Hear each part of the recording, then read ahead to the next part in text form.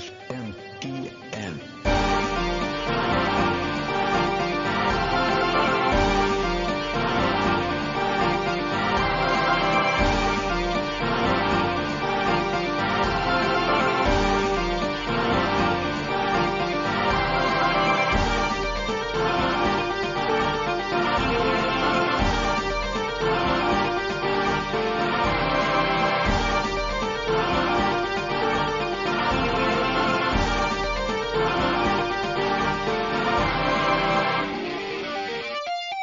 How's it going, everybody, and welcome to what might be a episode number and will most definitely be a Persona 5 Strikers / Scramblers / God knows what's happening Spoilercast.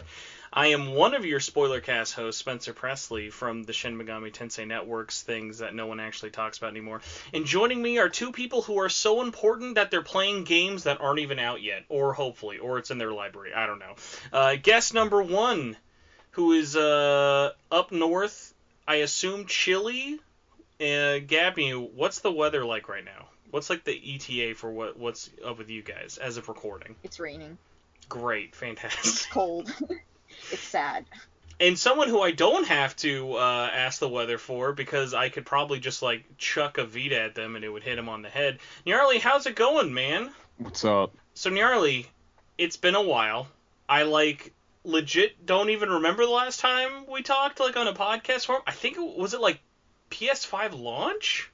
I think it was. That was funny, man. I was like, because I was thinking in my brain, I was like, oh, I haven't done a show with you since the Royal Spoilercast, which like I still to this day look back on it. I'm like, I don't know how we talked about that for like 4.5 hours, but you can tell. Us two white guys definitely did not have anything better to do on an April night. But hey, it's been a whole year. And who would have thought the only thing that's really changed in our life is we now have Scramblers as strikers, and we've added a third person to this. So thank both of you so much for coming and doing this with me. I've been wanting to do this Spoilercast forever, and I feel like it's really funny. Through my entire playthrough of the game, I kept thinking, oh my god, I'm like the last person on earth to have beaten this game. And Nyarly, not even getting into your thing, but like I'm amazed. Like it legitimately is like a 50-50 thing whenever I ask anyone. People are either like, oh, I beat it. Because like Gab, you beat it in like what, the first week and a half? No, I actually kind of played it a little bit later. I was like you, I waited a couple weeks. Well, I like literally beat it at the beginning of April, so like I felt like I was super slow to it until I asked people, and then it was like, okay, it wasn't I was probably late in terms of getting a review out for it, but it was one of those things of I'd waited for the game for so long. The last thing I wanted to do was kind of rush my way through it, but that's good to know as well for you that you would kind of taken the same approach. Now I know like you're a little bit more in a different area though, Nyarly. Like for you, when it came to playing with it. Because you definitely played it a lot more kind of split up. Like, you had it before us in February and are now kind of, like, now that you've, like, finally gotten to the end with it, was it weird playing it that sort of stretched out over a long period of time, or have you done that with other games? I mean, it was weird, but I have done it with other games, so I guess it wasn't that weird. And, like, I still get requests, like, in my comments, people asking me, are you going to review Strikers? And I might, but I don't know. I guess it just kind of depends. If I do go back to review it, I'll probably have to replay it again. I want you to know that if you don't review it, it will officially mean you hate Persona. I'm just gonna let you know that right now. The official Persona hater. We revoke your Persona card. All right. If like a Persona card was anything, is it bad that like my immediate like first reaction to that is it's just a virginity card, but it says Persona on the back? Basically, it would be a red card that says Persona in white or black letters. Be like, I'm a proud virgin and Persona fan. I'll have you know. Well, speaking as a couple of expert virgins here, before we kind of get into our thoughts, I did want to throw this out there just because I've mentioned it before, and now that the game's been out, it's a way less of a big deal. But I'm a broken record, so I'm not even going to comment on this. How did both of you guys feel yourselves once the game was finally out after such a long silence? Because, like, we literally didn't hear about this game until December of last year, and then it released 2 months later. I mean, I guess for a while I was kind of like, I guess for a while there was this time where I was kind of afraid we weren't going to get it, but I'm like, okay, well, this is Persona 5. They'd be stupid not to release it. And so, like, throughout most of 2020, I kind of just spent most of the year thinking, okay, well, I'm hoping we get this. And then, like, you know, by December, when they announced it, that's when I was just about ready to switch. I don't want to say give up, but kind of go with the same mentality I went with SMT5, where it's just like, it'll happen when it happens, and then that's when they dropped the trailer. I love the fact that you put it up there with literally the tippy top of, like, the I can't wait for it. So, like, this game that's already out and done in Japan, and then this game that's, like, still such a nebulous concept after, like, 4 years. Gab, what about you, though? For me, it was more like, I don't know, I was just like, wow, we're actually getting it. And then I was like, wait, why did they just announce it 2 months before it releases? That's kind of strange, because they could have promoted it a bit more, but they didn't. But, I mean, Atlus does what it wants. It's Atlus. Yeah, it's like an entity. It's such a sad meme, but like the Atlus being an Atlus has now just become a reality. It's like a self-eating snake at this point. So the game is out. We've beaten it. We're about to spoil it. By the way, spoilers for the spoilers, I guess. If you didn't know, there's going to be very little that we hold back. Not even very little. There will be nothing held back. We'll talk about everything, and like it'll be everything you're worried about hearing. I don't know why you've even made it this far if you haven't beaten the game, but please turn it off unless you're one of those. Like, do you know that there are people out there who listen to Spoilercast for games they haven't beaten? It's like, it scares me to think about this. I mean, I guess I'm not that surprised, because you got people that, like, they'll watch a Let's Play all the way through. That's and true. Kind of spoiling themselves. That's true, and also equally horrifying. But my despise of Let's Plays does not need to get into this conversation. So we're gonna get into this really quick with. We beat it. What did we think? Everyone listening to this is too lazy to watch any of our reviews or videos about it, deciding if Nyarly ever decides to make one. Actually, here, we'll start with you, Nyarly, since you have not done a video. I am the most curious to hear what you think about it. So, Strikers is done. You've rolled credits. What is your thoughts on the game? Give it to me. I think it's pretty good. Like, I wouldn't say it's perfect. And, like, to be perfectly honest, part of the reason it took me a long time to beat it was because there were times where I just got kind of, I guess, I don't want to say I didn't like it, but there were times where I just, like, was kind of getting tired of the combat, especially, like, early on, and, well, I was also playing on the highest difficulty. But, like, overall, you know, like, I like the characters, especially Zenkichi. I like the story, and... You know, I think I especially like the music, and, you know, I just think it's a good game. You actually bring up an interesting point. So where were you playing, and specifically, were you playing on, I guess, Merciless?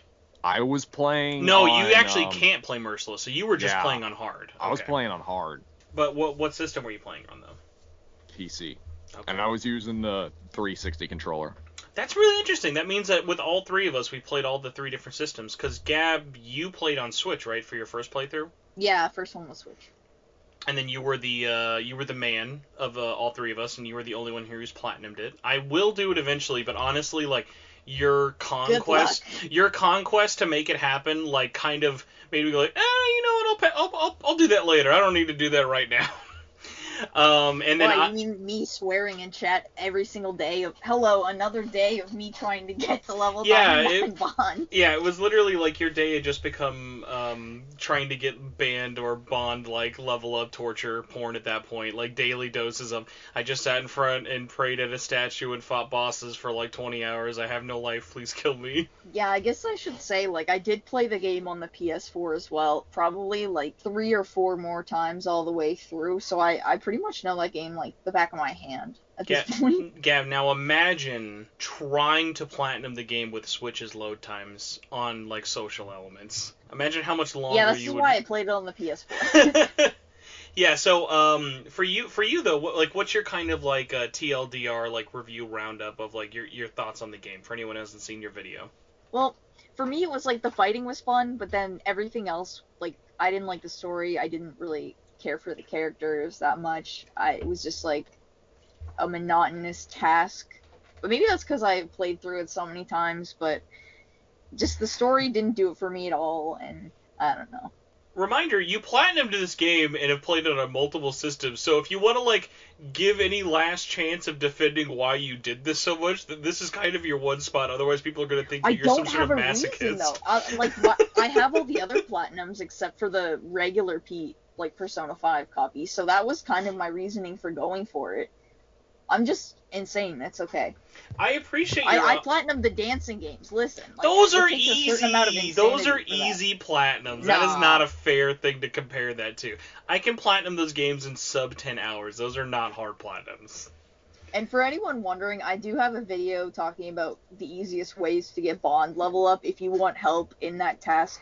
Because you're going to need it eventually. Okay, well, I guess since we're all being very surprising and baity today to open up the spoiler cast, so would it surprise you two if I said, by the way, I was playing on normal for my first playthrough and on PS5, would it surprise you two if I told you I actually did not like Persona 5 Strikers when I beat it? I would say when I beat it in Japan, when I first beat it in Japan last year, when I first beat Scramble last year, I went to Japan to play Scramble.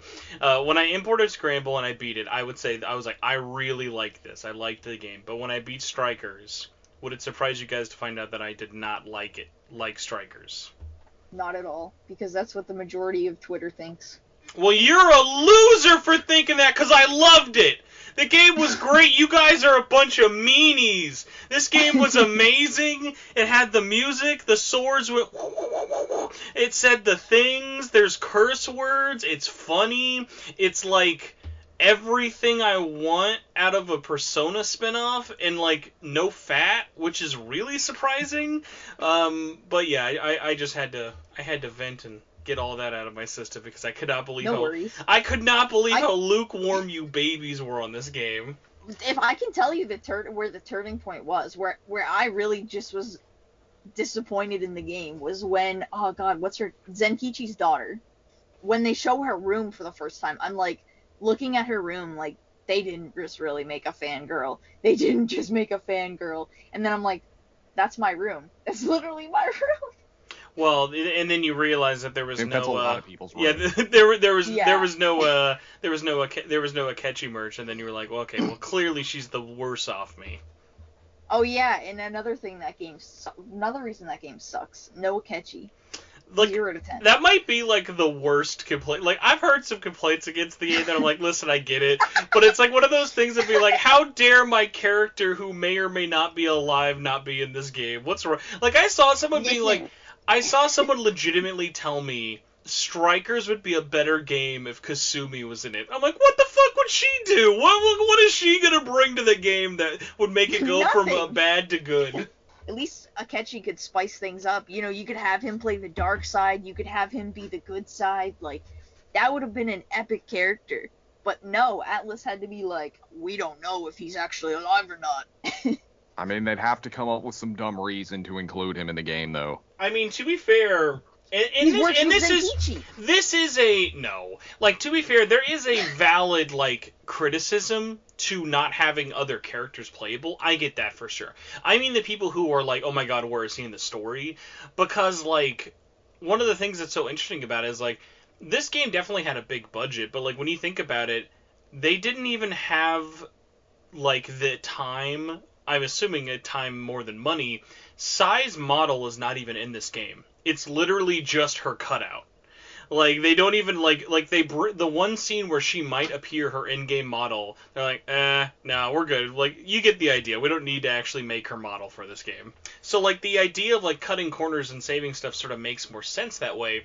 But, yes, at the same time, like, it is a little weird that, like, there's no other characters to unlock besides Zenkichi. Like, literally, there is one character to unlock, and then you never have anyone else to unlock in the entire game. And you don't even get him until, like, you know, like, 2/3 of the way into the game. I think Zenkichi is perfectly paced for when he's playable, because, like, I think if you rushed it, his whole idea of, like, him using you and being, like, part of the police would just be, like, such a, like... it would just be such like a Persona thing of like, I hate when characters' entire progression arcs, like I hate how On's entire character development is located to the first part of Persona 5. Like, On as a character might as well not even exist through the rest of that like game. Whereas like Zenkichi is hours and hours of developing his character, which I really, really liked. Yeah. That said, though, I would be curious what you guys think, though, kind of talking about Zenkichi. With Zenkichi... I didn't like Sneaky section. It was bad. It was fun. Alright, it was not great, but his sneaking animation and run was very funny. It was very awkward, I felt, but I mean, like, it wasn't that hard, so I won't take that away. It was pretty easy to get through it, so it's not like it was a big deal. But I mean, I did do it like 3 or 4 times. I've been telling people this a lot, but I'd be curious what you guys think. I legitimately think, out of the Persona 5 mythos at least, I think Zenkichi probably has like the best awakening out of the entire series. I'd have to watch them again. I don't want I don't want a blind agree, but I'm curious. Like, if you think about that question, who comes up in your mind? Yusuke? Yeah, Yusuke's is pretty good. I was thinking, actually, the first one that came to mind was, like, Akechi when he gets Dark Side, you know, because it's really strange. Or Kasumi's, actually. I really liked hers. First or second, though? That's a good question. I really can't remember which one's which, so I'm sorry. Sorry, guys. Royal spoilers in the Striker Spoilercast, in case you were wondering. I'll say this for sure. While I love Sophie, her awakening could not have just been, like... It was a cool fight, but Sophie's awakening, like... It might have to do with the fact that her persona's design is literally just box with body, but like Sophie's awakening in terms of story was interesting, but the actual execution of Sophie's awakening was so late in the game that like if you think Zenkichi was late, like the fact that like literally the last, if not second to, it's the second to last jail or prison, the second to last prison in the game is where she finally like unlocks her persona. Is like, you probably could have done that a little sooner. Yeah. So kind of going back more into story, I want to bring us a little bit more to the beginning, talk about some story points, and if you guys have anything you want to bring up, throw them at me. Otherwise, I'll just kind of be bouncing things off of you guys. So, general premise, how did we feel about it being a sequel in terms of, hey, it takes place after the events of Persona 5, you're coming back. How do you feel like that intro really works in terms of a like kind of like coming back for a like sequel? Because I've heard it a lot described as like, oh, it's like anime movie vibes or like OVA vibes, but like I think it was at least like a little bit better. Like I still felt like there was enough consequences in this game that like it wouldn't just be something that we're just gonna think of as non-canon in a year. Yeah, I can see that. I mean, for me, it was kind of like, it kind of reminded me more of the story in Persona 4 Arena, where, like, you have, like, these already established characters, and they're kind of, and, like, Yu is coming back to Inaba, and it's kind of just, like, they're kind of just, it's kind of just like a revisit, basically. Yeah, but now you have this new plot and stuff. How about you, I really enjoyed the concept behind it, and I liked the intro, actually. And I like that they went a different direction with it as well, instead of just making it the typical, you know, it's the exact same Persona 5 style that, I guess JRPG turn-based would be the better way to say it. I don't know if this would be like a hot take. I bet if Strikers was just like, it played exactly like Royal, it would be a boring game. It would be, 100%. Yeah. Which, like, it's kind of funny because, like, my thoughts about a lot of the different aspects that I really like about it in terms of the story and setting, I think actually getting to move and have, like, the traversal options in this game are better even than Royal, which is saying a lot because this game doesn't even have the grappling hook. And so, like, I feel like you have so many more, like, options to explore these fun locations. And the locations are actually interesting and unique. Like, there's no meh level. Like, the most meh level I could maybe say is, like, the last two. And, like, I feel like that's just kind of a Persona 5 design Bible problem of, like, every last level just has to be God eating Earth or something. And so it's just, like, very nebulous and red everywhere. But like all the areas of like going around Osaka or Okinawa, and like the fact that I like Tokyo is the most boring part of this game, and that's not even an insult to Tokyo. I thought was really really cool in terms of the setting. And I'm also just a huge like simp for road trip stuffs. Yeah, that's something I really liked about it. Like the different locations and, the whole road trip thing. Gab, were there any like out of like any of the locations you went to that you thought like were better than the other, or did you have like any weak links in terms of the places you went to?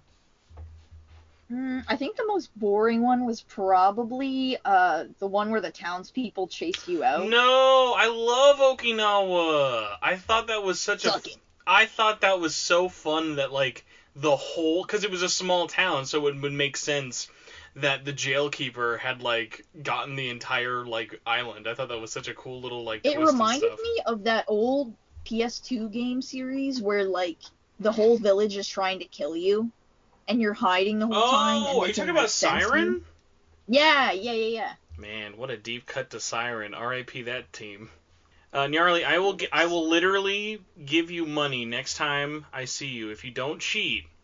What was the game that Team Siren made after Siren? I have no idea. Gravity Rush. They went from hard Silent Hill-like follow-up to Gravity Rush. So interesting. Shout out to those guys in Gravity Rush, which no one ever talks about. But no, that is like a definitely good point. Yeah, I'm also like just a sucker for like those like destination like horror kind of tropes, and that was definitely there. Talking about tropes, and again, this is us just jumping all over the place and me dragging you two on here to talk about different aspects. I've had like one friend try and explain this to me. So if friend is listening to this, hello Audrey. Why does the internet, and either one of you guys can answer this, or both, because I really want to hear both of your thoughts on this. Why does the internet hate the Persona hot tub trope so much? Well, I think it's just because I don't think it's so much that they hate it. I think it's just kind of overdone, like not just in Persona, but in kind of anime in general. Like pretty much every anime you've got either a beach episode or a hot springs episode, and it's always the same joke. It's like the guys are in there and then they switch it to the women's bath and they don't know, and then the women get pissed and then kick them out. It's like it was funny, I guess, the first time. After that, it's like whatever. Gab, what about you though? Well, I mean, they're in every game. I don't really think they add anything to the game, but I guess where they are traveling, etc., it makes sense, I guess, that they would stop at a place like that. So I guess to me it kind of fit in this game, oddly enough. Yeah, like I was like, out of all the games that are gonna do this, especially a game where they're all literally tourists, I thought it was fine. And another thing I'm surprised neither one of you brought up was like, I think it's not that people are complaining because it's tropey. I think people are complaining because they say it's problematic. But I'm like, what's the problematic part about a bunch of dumb teenagers doing stupid stuff together? Like, it's not even like, I don't know. It's just one of those things of like, if something like a oh my god we're in the wrong bath trope is viewed as problematic these days, it's like I've never felt like more of a boomer than I guess, because it's like I watched both of those scenes with my wife, who is very sick of any anime trope. Like anything tropey for anything, she immediately just goes, oh god, that's dumb. And even like when it makes sense or whatever, like very like she's a very like thin line for stuff she'll like kind of let slide like that if it's done a lot. And even that, I was like, was there a problem with that? And she's like, no, why? It was like, because people hate these scenes and I don't get it. It just super boggles my mind. I mean, I think it's just people looking for things to get mad over. That's also very true. That is such a thing of like literally, it's like, and it goes back to this, even though this was a bigger deal. At the end of the day, I still never have met a single person in my life or online. Feel free, please, people tweet at me. I've never seen a single person say that they were offended by the Ryuji scene with the two like gay guys in Persona 5. Like I've never seen anyone who like legitimately was like, this is so problematic. It ruins the game. It's because of Reset Era that they changed that. Man, wouldn't it be nice to have this much power over an industry we don't care about? Like it'd be like if all right, let's have the entire like I guess like let's have the entire conservative world like make the next K-pop band. It's like these two worlds like are so like not connected at all. Yet why do we let them be affected by each other? Like thankfully at least there was nothing like outside of people complaining about the hot tub scene. I unless I'm forgetting anything, I don't think there was anything in Strikers where people were like this is like this is problematic or whatever, right? Right. Other things though I kind of wanted to bring up. New characters, obviously. I think it's pretty universal, but I'd be curious what you guys all think. For the most part, everyone here is in agreement, and Kishi is a good character. Yeah. I think he's a good character. Gab, you thinking too hard? If you don't like him, I want to hear it because, like I said, I haven't heard that much about it. So yeah, I thought he was lay it kind on of boring, maybe. Get into it. Let me hear it. I thought he was boring. I didn't like the like grandpa jokes and them calling him Gramps. It was just kind of weird. That I'll agree with. Literally, if like, who legitimately laughed the 100th time Haru said we don't trust the police? Like, that's like such a one note like screenshot for Twitter joke. I like legit started to hate it the more I like saw it. It was like, you get it? 'Cause all cops are terrible. And it's like, the whole point of his character is to like show that like yeah, it's a corrupt system, but like literally like that joke and the Gramps one to a lesser extent, but like it just made Haru, who a character I really like, it just made her seem like such a one-trick pony. I'm like, why are we laying this on her? Like, out of all of the characters, shouldn't we give this to the only one here who's fucking been in prison? Not the one who's like the richest white girl out of all of them, you know? Yeah. No, that is a good point though, Gab. Yeah, the jokes around him I thought were pretty stale. But like, so the whole plot with his daughter and the wife didn't do anything for you? No, I kind of was just like, wow, she died the same way Futaba's mom did. They really couldn't think of anything else. Okay, so like for that one, I get like, yeah, she got ran over, but it's like, how else are they going to plausibly kill someone in a country without guns?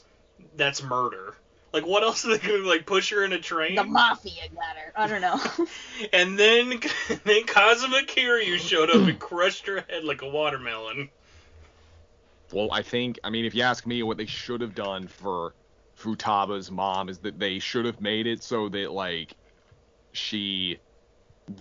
instead of having her death be kind of like a blur, like somewhere between an accident and a suicide, they should have just made it a suicide. Well, I get with that. Like, I think Futaba's mom's death you can't take out of the car setting, or at the very least you'd have to like make it a train, because I think that one of the most powerful things about Futaba's mom dying is that literally Futaba was right next to her when it happened. Like, if you just say, oh, my mom died in a car accident, it's like, oh, that's really sad. I saw my mom jump into a car in front of me as a child. Like, that's horrifying. Whereas, like, this one doesn't really get that effect as hard with Akane. Like, she sees who does it, but it's not like she seems less traumatized by her mom's death and more frustrated because she knows who did it and nothing's getting done. But because Akane's never really as central of a part to the story, they don't really kind of get to explore it as much. So, like, I can get how the death sort of seems to like ring hollow, but yeah, like for me, that's more of like a storytelling with a Akane issue as opposed to like a Zenkichi thing.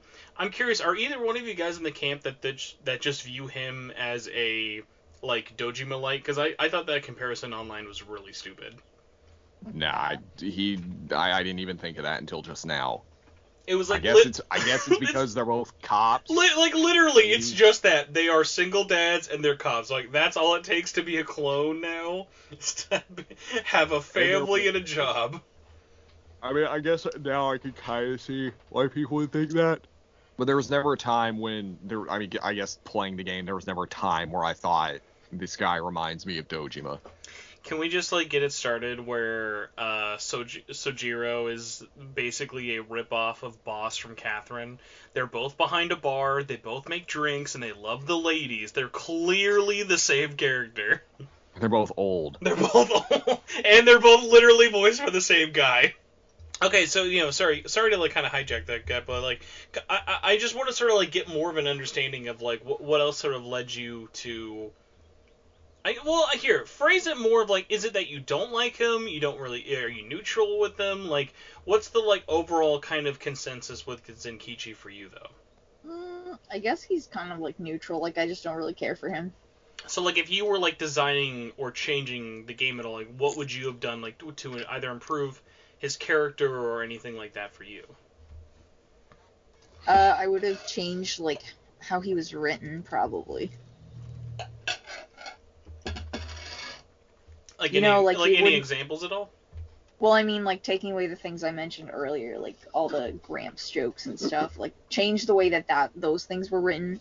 I will say, if I had to complain about anything in terms of just Zenkichi as a character, I could never get over how terrible his shoes are. His shoes are, like, the most unmatched for his outfit I've ever seen. Because, like, you know how he wears the suit, but then he just, like, looks like he's wearing, like... Converse or something? Yeah, he's like wearing $20 Converse he found. Like, just pure, like, beige-colored Converse. Budget Converse that he got at Giant Tiger. So speaking of budget and things that probably, into the end of the day, cost like $20, Nyarly, what did you think of Sophie, or Sophia, otherwise known as Why Did We Make a Difference in These Two Names? I mean, I kind of, like... I think I'm kind of, with her, I'm kind of in the same boat as Gab is with Zenkichi, where, like, I think she's an okay character. I do think she's kind of generic. She's like this AI thing, and she's like, I'm designed to be, or she doesn't fully understand humans, and she's like, I'm designed to be humanity's companion. So, like, I don't think she's a bad character. I just think, kind of generic. I don't think she's super interesting, put it that way. Gab, would you say... Now, one of the things I always think is kind of weird, like, I've seen people complain about Zenkichi, I've seen people have criticisms with Sophie. Why do not more people talk about the fact that Persona 5 Strikers is the first game to implement new main characters, and they don't suck? I'm not saying you love them, I'm not saying they're the best, but think about every other time there's a new character, there's always at least someone out there who's saying, oh my god, I hate Marie, or I hate Rin, or god, I hate Alex. Like, when Atlus normally adds new main characters to a story, 9 out of 10 times, people are going to hate them. Yeah. And isn't it kind of funny how with this one, they've added 2? And well, I mean, okay, well, like, I think the difference with, like, Marie and Alex was that, like, those were already... Like, those were re-releases and you already had the story. But, I mean, Strikers, it's like, I mean, yeah, it's Persona 5, but it's like a new story. That actually gets into another thing I'm curious about. Are you guys in the camp that you think Persona 5 Strikers is just another way to tell the story of Persona 5? Oh, I mean, I can definitely, I mean, it's obvious that it took a lot of inspiration from Persona 5, but I wouldn't go so far as to call it a retelling with, like, a different way or whatever. Yeah, what about you? Sorry to interrupt, but if I were to compare it to something, I'd say Persona 5 Strikers is to Persona 5 what Danganronpa 2 is to Danganronpa 1. I like that comparison. I don't 100% agree with it, but no, that's a much better comparison than others are making, where it's using those initial themes and it's evolving on it. Cause like, yeah. I want to get into this, but I want to hear what Gab thinks about it first. But like, Gab, like, for the story with you, like, do you think it pulls too many parallels from Persona 5, or like, where did the similarities kind of draw in terms of the overall story? I personally didn't really. I'm struggling to think of words. Man, imagine how terrible of a show this would be if like I had done it live and had both of you guys just being brain dead. The chat would just be like, man, they must hate being here. I'm gonna have so much fun editing this later. I guess, yeah, exactly. I guess I feel like it did pull a little bit too much from Strikers. Or, I mean, fuck. Okay, I'll restart that. I get guess it. I know felt what like you it mean. pulled a bit too much from Persona 5, so I will be on that side. But it also, in my opinion, took a lot of, like, real-life inspirations as well that I didn't like with characters. Like, we have the Iron Man-style guy, we have the fangirl. I'm trying to think of the other ones. It's been so long I'm since only I played laughing just because I love the. At the end of the day, no matter what you think about what you I'm think still of, not gonna like this game. I just love the fact that it's like, what did you guys think of one of the coolest boss fights in the game? It's Iron Man. It's like that's all anyone ever talks about with him. It's like fucking Iron. It's not even. I hate it. I'm like, it's Iron Man. Oh, I am Iron Man. excuse me, it's Zephyr Man. Very legally distinct and different. Yeah, because they would get sued if they called him Iron Man. I'll say this though. So going into the similarities for me, I view the similarities not really more as because the things you would see is people saying stuff like the first palace is about On and modeling, so obviously they're just going to pick another model and involve On, and the second one is about Yusuke and involves like the medium and being creative or like someone stealing work. And, like, that's such a narrow way to look at the story. Like, for me, it's a evolution of those stories. Like, it's a... Like I said, my big complaint with On's character development is that she basically stops existing as an important character after the first dungeon is done. And so now it's like, hey, this character's evolved. Let's see how they handle that situation. And I thought all of those cutscenes in terms of those individual characters having those one-on-one with the jail masters and stuff, I think those are great. Like, I love... Like, one of my favorite... Like, I love a lot of them for different reasons, but, like, the talk with Natsume and Yusuke at, like, the end of his palace, and even a little bit before, of, like... you should be ashamed of what you did. Like, that, like, it would be so easy... Because think about it. At the end of Persona 5... Every villain is basically the same. You're evil. How dare you? You make me sick. You better repent for what you did. Whereas all of the villains in this game in the story, yeah, there's similar kind of themes in terms of like, oh, it's like greed or like other like trying to get vanity and things like that. But no, like the characters are like, hey, you did this for a reason. Like, there was a reason you did this. Like, you love to write, or you love this city. Like, you want to be a good mayor. You didn't want it to be corrupt. Like, they have those moments that hit so much harder in this than it ever did in Persona 5 or Royal. Like, I feel like the writing... Because, like, you remember last year, Nyarly, when we were reviewing Royal, I think, like, one of the biggest things we kept saying over and over was, like, if they had just made the whole game in terms of writing quality as good as that last semester, I think it would have just been so much better. Like, this whole game had that tone. It had that tone of, we know who these characters are, we're taking it seriously, and everything has consequences, but it's not black or white. Like, even, like, the most, like, forgettable character in the whole game, even he gets his upcomings. Of, like, the person who's responsible for Zenkichi's wife's death. Even he gets, like, some form of, like, he gets more of a retribution than the fucking SIU director. Yeah, pretty much. So and that's something I like about this game, that they actually, gave the, the monarchs, they actually, like, gave them backstories. That's something I think they should have done in Persona 5. Which is funny, because, like, think about it, you spend less time with the monarchs in Strikers than you do with all of the bad guys in Persona 5. Exactly. And yet it seems so much rushed. Like, like even, like, Gab, this will tie into the manga a little bit.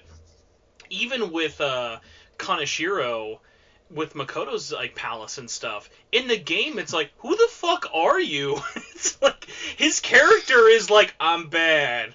And that's it. And, like, even in, like, the anime or the manga and stuff for it, it's like, he gets so little screen time. It's like, you literally see more Kaneshiro in his fly form than as a human being. It's so strange.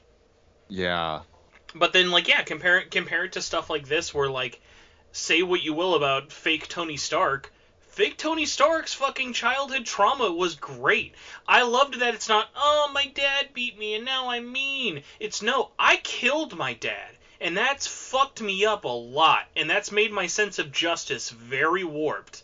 But at the end of the day, I'm doing this because I think this is... It's like, you know how, and I know you guys aren't like the biggest like MCU fans, but you know how like when Black Panther came out, and everyone was like, okay, say what you will about Marvel movies, but Michael B. Jordan was really fucking good as a good villain, because even though he's the bad guy, they very clearly set up his intentions, his origins, and why he would be the bad guy. I feel like every monarch in this game was at least trying to be that. No one felt like, oh god, that was an afterthought. Okay, I'm sorry. Now this will get into a criticism, which I don't have to say. I'm sorry. That's 99% true. Ichinose is 110% a fucking afterthought. She is such a fucking, and we made her bad at the end for like they give her a reason, but there's so little like foreshadowing. It's like, were any of you surprised when Ichinose was bad?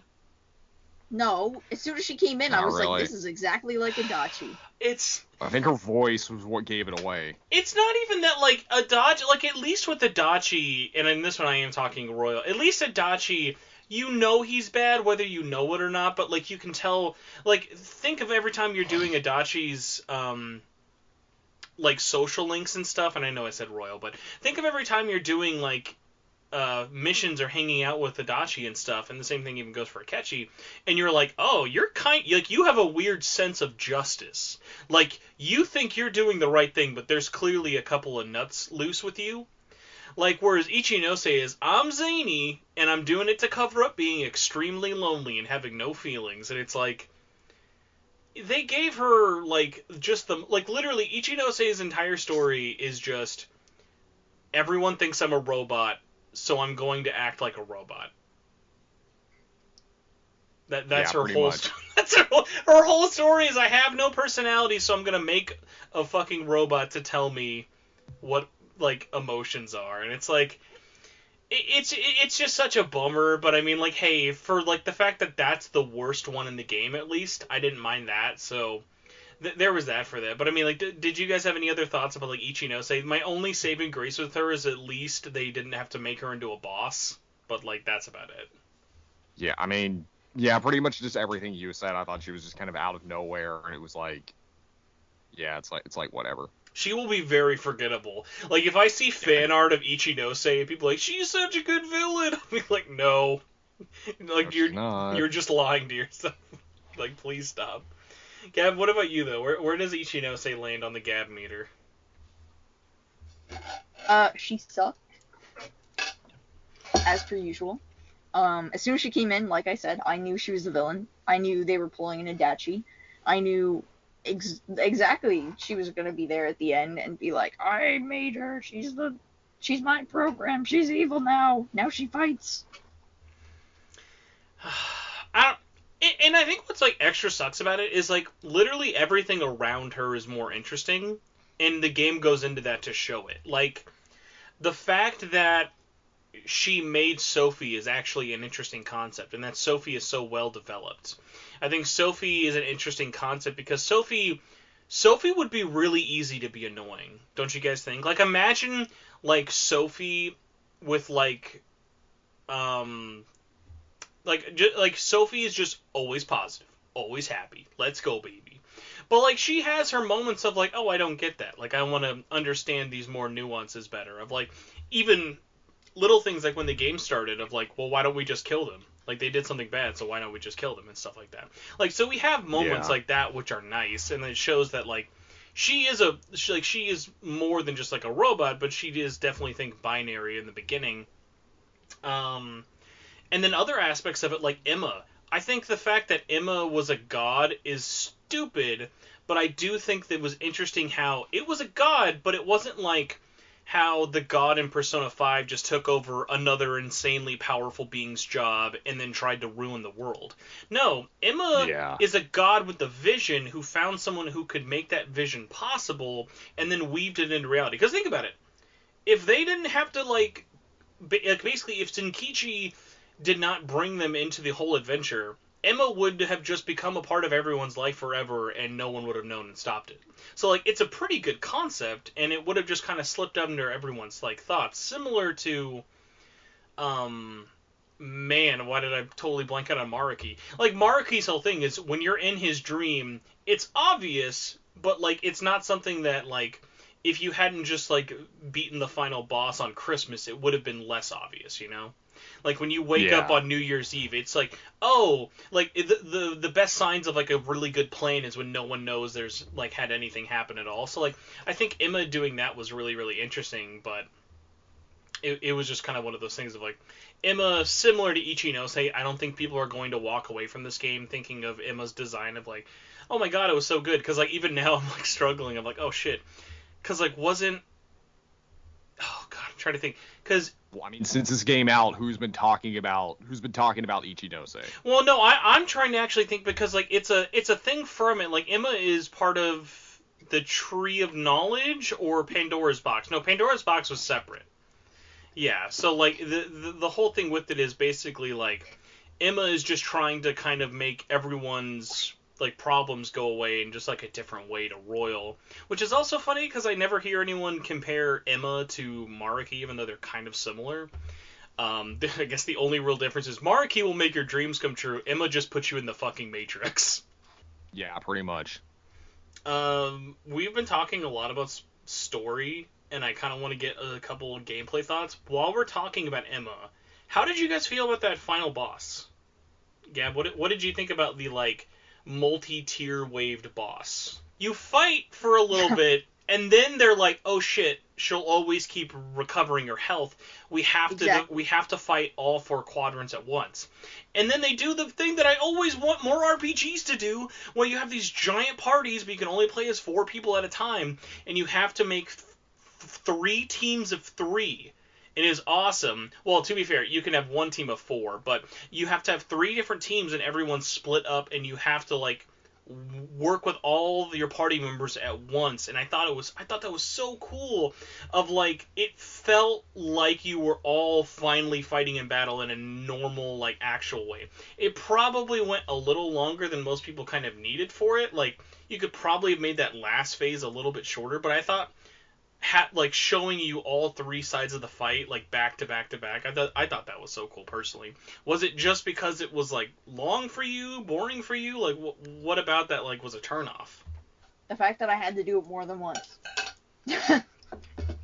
I hate when they do that, when you fight the boss once, and you kill it, and they're like, oh wait, he's got this ultimate form that's coming out now. You're gonna have to fight him again. And then you beat that, and he's got his ultimate form. Exactly, and I just don't like when games do that personally. I mean, that's my major problem with it. I mean, otherwise, it was pretty easy to do the fight, so that wasn't an issue. And of course, like, all my characters were max level, so it didn't really matter. Nyarly, for you though, what did you think about it? Like, literally, my only complaint I can kind of think of is just, like, you're fighting a lot of spherical orbs. I think that's about it. Yeah, I thought that was fun, and, like, you know, but, like, I thought it was a fun fight, but I mean, like Gab said, I thought it was just kind of, like, longer than it needed to be. Very tropey. Yeah. What would you guys have, like, wanted to, like, obviously the boss is going to look like how the boss is going to look like. How would you have wanted that to just be? Because I feel like if they had just made it like another boss, like every other boss in the game, it just would have been like, oh, okay. I mean, yeah, but, like, I don't know. I guess it's, like, I don't know. It's kind of a tough question how I would redesign the boss. Oh, I know how I would do it. How would you do it? So I would do it like, okay, you would make the groups, right? But instead of separating it so that, like, for example, you'd only be fighting the 3 orbs or whatever, the multiple orbs at a time, you would be with one group fighting the boss, and then at some point you would get a, like, pop-up that would urge you to switch to a different group, and then you switch to that group, and then you would kill them, and then switch back. So it would be cohesive, like, all in one. So it'd be a long battle, but it would just be all mixed together instead of cut off into parts. Okay. That's an interesting concept for sure, because that's definitely doable in the system they have. Exactly. It could have been cohesive, that's all I'm saying. That makes sense for sure. I will say this, though, and I mean, this just kind of goes for the entire game. a amazing song for like the final boss fight, and I mean the entire soundtrack is amazing. This is specifically an English dub problem, because I assume we all played this first playthrough in English, right? Yeah. The worst sound mixing in the entire game. Everyone is talking over everyone, and everything is happening all at once. If you want to like piece out dialogue from that final fight, it is almost impossible. Like to hear while actually playing. Yeah. Do you guys actually want to talk about the audio mixing in general? Like that's another one. Like for me, like I cannot get over how when this game was getting reviewed, no one mentioned it. Like it's one of the biggest blemishes on this entire game for me. Yeah, I mean, I guess it's not something I thought too much about at the time, but looking back, it's like, yeah, I can see why that would be. I can see that being a problem. Gab, what about you though? I didn't actually notice it playing through it. I'm not sure if that's just because I played it at a lower volume or what, but it's not something I actually noticed, so I can't really give much input on that. Okay. To be fair, I'm sure it is bad. I'm gonna believe you guys and go with it. Well, but I'll have to look into it. The funny thing about it though, at the very least, is Nyarly, you're the only one out of us though who has the PC one, and that's the only one with audio settings. Consoles have no audio settings at all in the entire game. Really? None. They like Atlus paid Koei Tecmo to add it into the PC version, but, and this is literally coming from people I've asked at Koei Tecmo, they did not give them the money to put it in the console version. This is the fourth fucking best-selling Persona game of all time, and God forbid we get another patch. I mean, we might, but I wouldn't count on it. Yeah. So. But again, they did patch Nocturne, so. Well, not they patched it in Japan. They have not patched it in America yet. Well, I mean, the game's not out in America yet. Well, I know, but I'm saying the game is out. I know what everyone's playing. Everyone is playing, like, the disc version of Nocturne, or whatever, cart or download. The version of Nocturne everyone's going to be playing in May is the version Japan has right now. Like, that is what was printed to the disc. Ah, I see. And everything I have been told at the time is basically just... No, we're not going to patch. Like they have already viewed, like they have put more money into patches than they ever planned on with Nocturne, and they did a whopping 3. So the only way that Nocturne gets patched officially is kind of like with Strikers, where Strikers actually has been patched more on PC than consoles, but that's basically just been to like fix out crashing issues and stuff. Like nothing to actually like enhance the experience for overall stuff. So look forward to that, everybody. Enjoy your possible problems that no one will fix on consoles next month. I hope you're excited. Boy, I wonder why no one fucking gives me free things anymore. All I do is complain and bitch.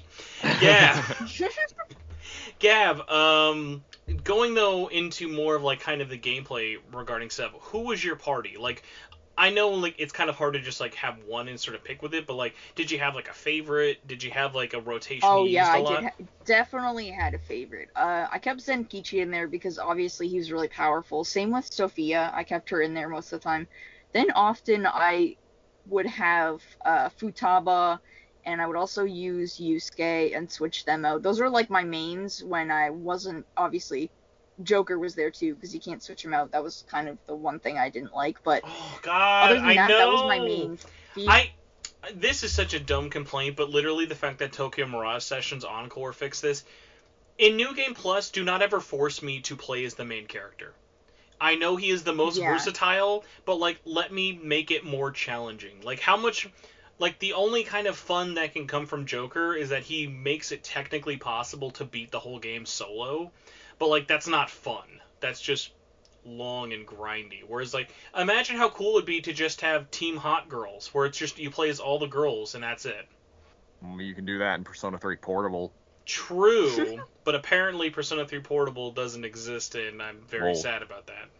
Well, unless, I mean, I guess you could maybe discount Aegis, but pretty sure most people count it. Are you calling Aegis discount Aegis, or saying, like, forget Aegis? No, well, I'm saying, I guess, I'm saying Aegis, like, I mean, she's a girl, but not, like, I mean, she's a robot. I don't know. Everybody, we have breaking gamer news. I am interrupting the Spoilercast for something that happened 2 hours ago. Are you all aware of what just happened to Konami today? No. Oh my god. Konami literally just announced that they are too busy making many other video games and they are pulling out of E3. Yeah, I heard that. I have so many questions. What does that mean? You've made nothing. You just hire out other studios to make cheap-looking games that people complain about a lot. Oh my god. Sorry, that's just so I just saw that pop up on my phone, and I'm like, and Nyarly, you just did a Konami video like a couple like weeks ago. This might be that might be like the most peak Konami thing of possible. Announce you're going to E3. Don't go to E3. Yeah. Like they could have just brought Yu-Gi-Oh. Just bring fucking They could Link have done a Duelist or digital something. E3. I mean, but Because like, I do they doubt even? E3 is actually going to be held this year. I mean, but like, do people even come to E3 for No. like trading cards? No, but also remember, literally in years past, Konami has rented a booth to show nothing. Like, they've come and done nothing before. So, like, it's like an all-time low for them to just be like, hey, I know we said we're doing this thing, but we're actually not doing that thing. Okay. Konami complaint over. I had to throw that out there just because that is so dumb and stupid, but everyone here can agree Konami is dumb and stupid, so whatever. But yeah, so Nyarly, though, for you, who was your squad usually? My squad? Well, I mean, it really depended a lot on like which jail I was in and what the enemies were weak to. Like I remember for most of the first jail, it was Joker, obviously. It was Joker and Ryuji and Yusuke, because that gave me the most elemental coverage. Or it gave me the best coverage to deal with all the tough enemies, like the Bicorns and the Silkies. That's a good point. And actually, I forgot to call you out on something. I cannot, like, so are you, because I haven't talked to you about this on purpose for it. Did you seriously, from beginning to end, just beat this game on your first playthrough with hard and never changed it? I didn't change it. You are literally playing the game wrong. I normally never call people everything. Why? Like because like how many times do you think you died? Because I know you died. I do not believe that you would have beaten this game on hard your first playthrough without ever dying. I did die a lot. Okay. Do you understand how this is a game that's not meant to just start on hard? Hard's there if you want it. Hard is not meant for, hey everybody, crank it up. Like let's go. Like if you want like the best example of it, I hope it's still archived. On launch day, LaRue was streaming this, and he started on hard, and he was like, this game's for babies, this game is super easy, and as soon as he got out of, I don't even think he got out of the tutorial sewers, he died immediately. It was like, oh my god, like, what happened? It's like, this game does not fuck around. Like, I think, another thing I don't ever hear that much talk about this, and I think this game is balanced very well. In terms of, if you want a challenge, there you go, you can crush your balls on it. But if you want it, like, beatable, easy is good, but is not too easy. Right. Gab, how did you feel about difficulty for you? Like, what did you do your first playthrough as? And you're someone who actually messed around with Merciless more than I have. Well, I mean, I kind of played easy first, then I played normal. I tried playing on hard and merciless, but honestly, I just kind of suck, so I didn't really play through them. Well, like, and thankfully the game only really needs you to kind of, by the time you unlock Merciless, you've already done so much, and you have a lot more, like, stuff unlocked and whatnot, that it's not like you're just jumping into it, like, New Game Plus, nothing unlocked, Merciless. Mm-hmm. Yeah. But yeah, so you're someone I talk to difficulty a lot about, though, Nyarly. Like, so was this a nice change of pace for you to finally have an Atlus game come out, and it's not terrible in terms of its difficulty options? Yeah, I mean, yeah, like the game did definitely, the game did kick my ass plenty of times, but I mean, it's also an action game, and I'm not very good at action games, so that's also something to think about. It was just, at the very least, it was so nice, because I feel like over, like, literally the last, like, 4 or 5 Atlus games, no matter what it was, people would just be like, hey, do you remember when Atlus games used to be, like, hard or challenging? Like, I know people, like, I think I also didn't, like, I've gone through the last, like, I went through an entire playthrough of Persona 5 and Royal back to back, and I never died once. I wasn't trying not to die. I found no no challenge was enough to at least stop me and kill me once. Like, no, there was nothing that was at least that punishing. Where even on normal, you will die. Like, normal, like, is enough of a challenge that if you're not being careful, you can easily, like, fuck yourself up. Yeah. So good on you, Omega Force, who I'm surprised I haven't said your name this entire episode. That was especially surprising because a lot of Omega Force's games are not actually that well balanced. Like when you're playing a lot of their action games and stuff, when you put on hard, this is all it does. You have less health and enemies do more hits. That's all it is. There's no balancing. So the fact that like this was their most well balanced difficulty game like was kind of shocking, and probably had to do with the fact that it was an RPG where it's a little bit easier to kind of balance that, where as opposed to you're pressing triangle and square a million times, like that makes it a little bit harder. Right. Besides difficulty, though, and kind of going back into more gameplay, I could not ever leave my party without Ryuji, and when Zenkichi wasn't locked, it was like, total had to have those two. But for the most part, I tried in both of my playthroughs, every palace or every jail or every kind of like new section, I tried switching it as much as possible. The only instance where I didn't do that is, and this is just a me being dumb role-playing kind of thing, if a palace involved someone kind of involved with it, like a An in the first one, or Yusuke in the second, Haru in the third, I always kept them in my party. A, because it makes, like, dumb lore sense in my head, and B, because, like, the boss is always weakest to whatever they have, you know? Yeah. I will say, though, because I kind of thought about something with myself, and you being here, Nyarly, just tick this off. And I want to ask both of you this. If you were to make a challenge run from Strikers, what would you do that you think would be fun? Now, that would be challenging, but what would be, like, a fun kind of, like, thing to, like, put yourself up against, if either of you have thought about it? Like, Gab, like are you even, like, prone to doing, like, self-challenges for yourself? Like, not for doing a video, just strictly like, hey, I'm playing Fallout New Vegas and I want to do a fucking Dexter run or something like that. Nah, that's kind of me with just like platinums. That is the challenge. Okay, I get that. But Nyarly, what about you? Like, if you had to think of like, how do I make a extra challenge out of this game? What would you pick? Maybe no skills.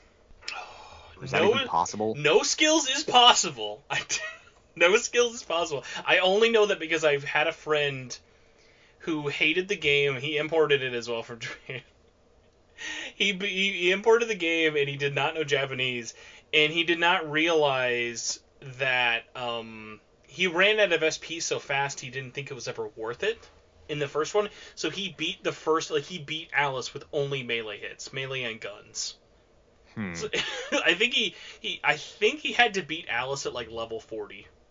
So he was just grinding constantly and getting items and like a bajillion things.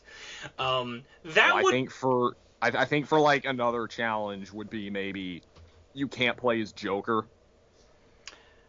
Yeah, and then that one would also be a little bit more self-inflicted, where like you'd have to do it. I'm sure that there's like mods out there if you like want to do PC, you like mod them out of your party.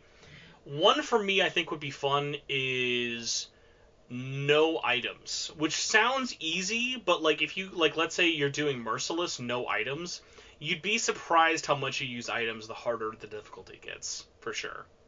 So like that would kind of be a fun way of doing that. This would be another, and this is kind of stacking it up there. You could easily do a permadeath run, where let's say if you kill someone, you can never play them again, and if you die as Joker, then you just got to start all the way over. Like that would be that sounds like hell. Yeah, but then like at that point, then you're actually having to manage your party and stuff. Like, or at least the game's not going slower. Like, you know, like you're still playing the game at a normal clip. You just got to be more aware of it. But I'm also stupid, and I like games that are permadeath, even though permadeath is soul crushing. Yeah. Gab, I'm assuming outside of trophies, have you ever done anything permadeath related? No, I don't like to. I saw a clip, I don't know why it was recommended to me.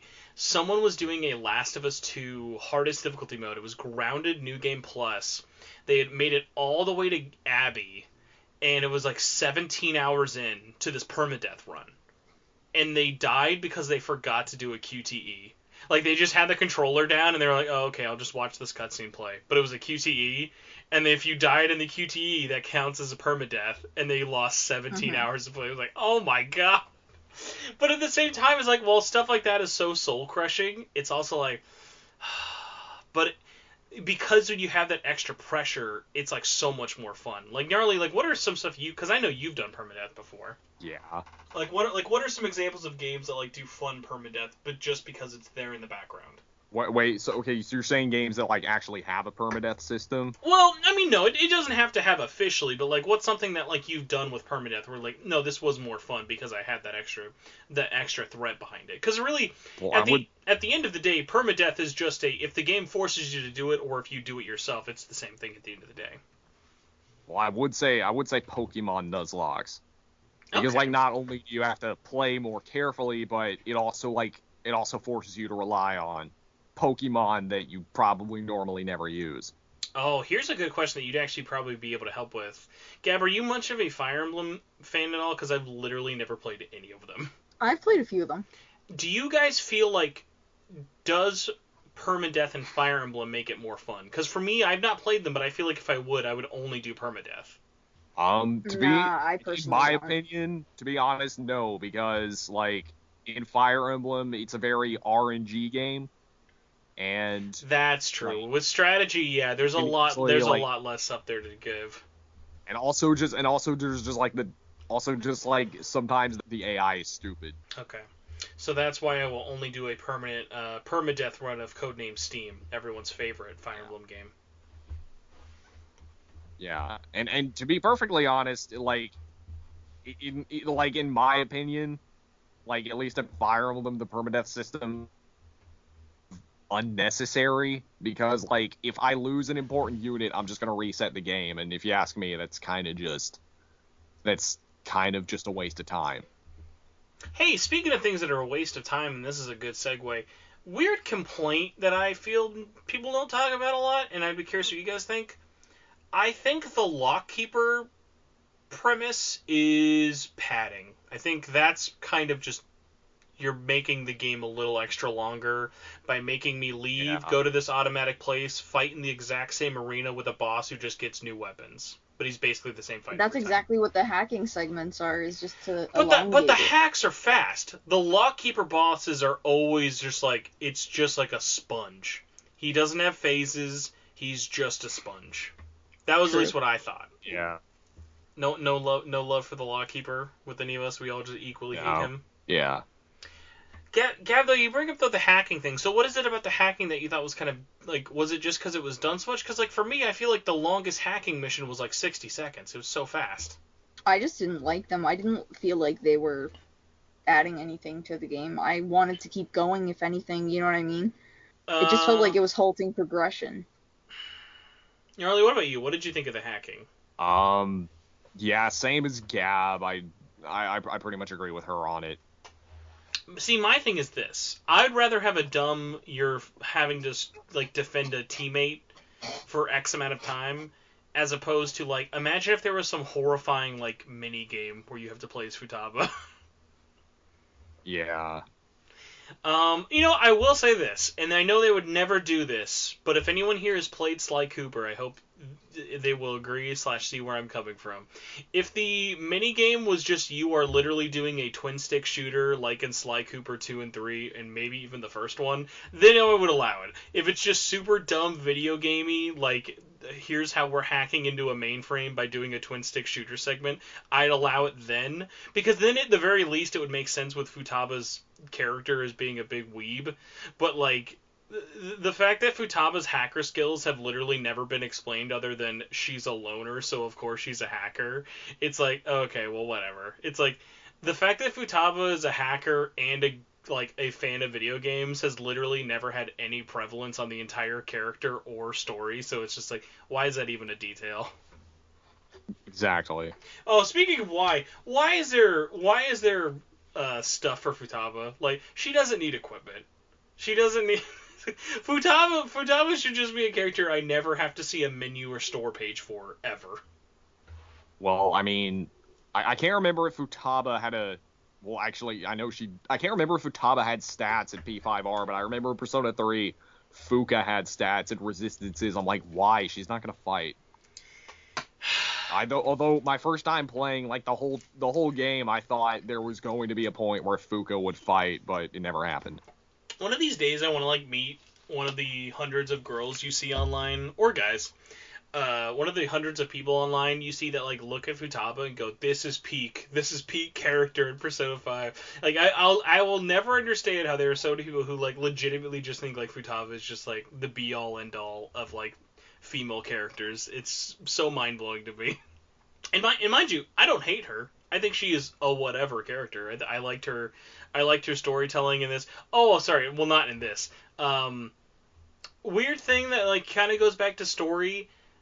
If I had to be critical, I think you could have legitimately removed Futaba and Morgana, and the story would have been the exact same game.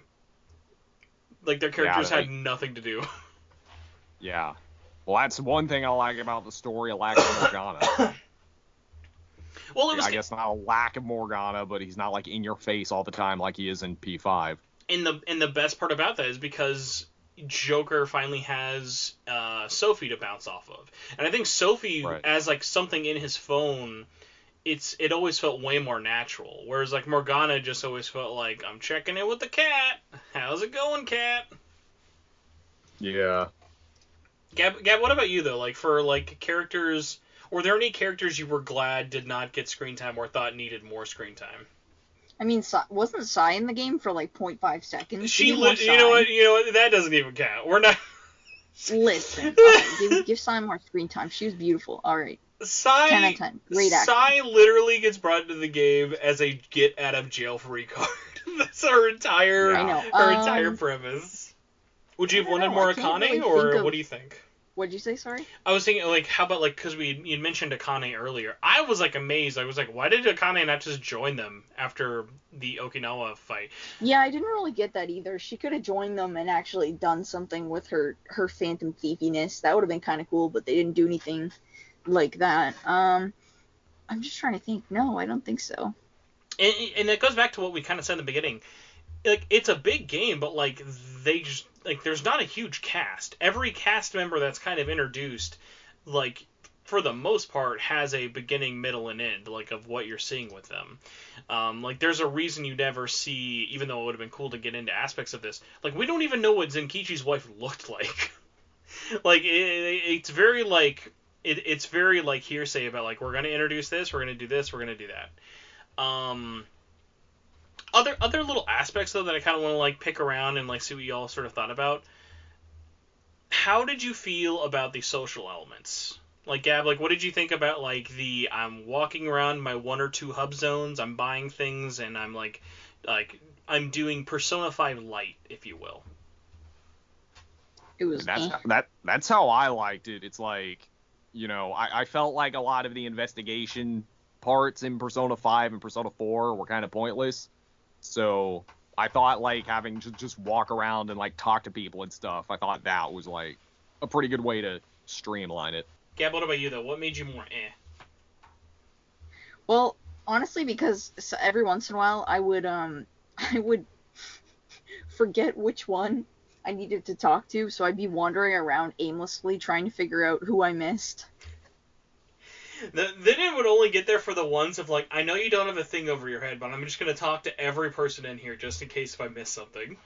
Yeah, well, exactly, that did happen to me a couple times. It happened to me in the Alice's jail, but I mean that also happened to me in Persona 4.